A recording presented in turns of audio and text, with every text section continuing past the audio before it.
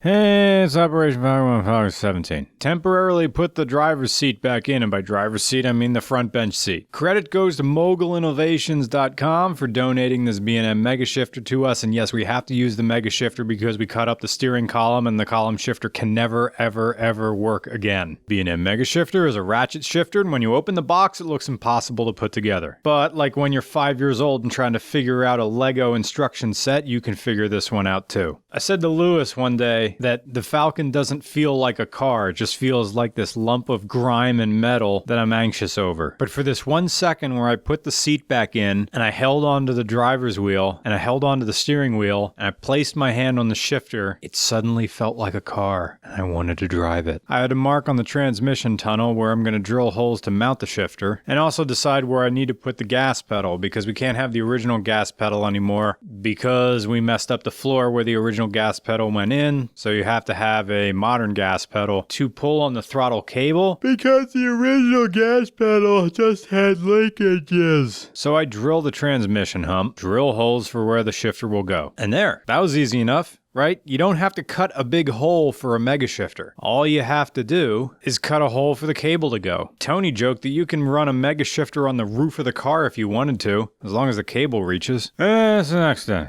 Seam seal. Every time you weld over something, you have to put seam seal on, because if you don't, it's gonna rust. Seam seal you don't have to make look nice. You make look messy, make look smeary, and smudge it around. But the thing about seam seal that's different than caulk is that you can paint right over seam seal. So I use self-etch primer on the floor of the car and underneath the car. And self-etch primer, especially the stuff by Duplicolor, dries in 15 minutes, maybe even 10 minutes. And you can get right on it with the paint. On a Ford 302 or Ford 5.0, there's a backing plate between the flex plate and the transmission, so I have to put that in. Then lock tight on the flex plate bolts, and in the flex plate goes in, and I torque it down. And now the transmission goes in one last time. Starter motor goes in. Oil goes in. And now you prime the system. This is necessary because they are hydraulic rollers on the cam. But what you do is you get a special fitting that you put on a power drill, stick the power drill down the distributor hole, and put it on the oil pump gear. And you can run your power drill and pressurize the entire engine. So that means you get oil, you're running the oil pump is what you're doing with the electric drill. And you push oil all throughout the engine. And look, you can hook up a pressure gauge and it reads oil pressure. Now it's time for the distributor and the spark plug wires. And the engine's starting to look like an engine. Carburetor goes back on too. The next day, in goes X-Mat, which is like Dynamat, just vibration and sound deadening material. I don't have to use it all the way on the entire floor because that sort of chewed up bubblegum stuff that's original on the car, some of it has some pliability too, and I'm not going to waste my time trying to remove that. I'm only going to put it on where there's bare metal. And rolling and rolling and rolling and rolling and rolling. A little bit of cutting, a little bit of rolling. Next day, back in the trunk of the car, I drill 4 holes for the battery case. Yeah, I'm not keeping the battery up in the front of the car, putting it in the trunk. And interestingly, the only place that I could find that was level and was not in the way of the fuel sending unit, the fuel tank, the oil lines, was about 12 o'clock low there, which is neat. I mean, it'll be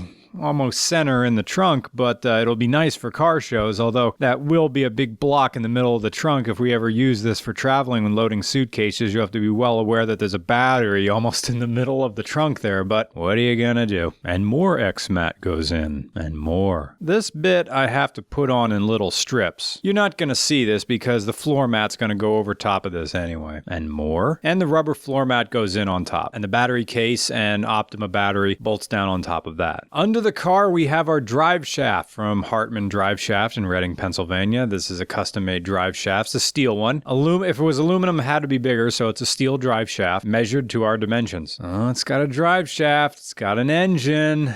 Starting to look like a car now. Thank you for watching.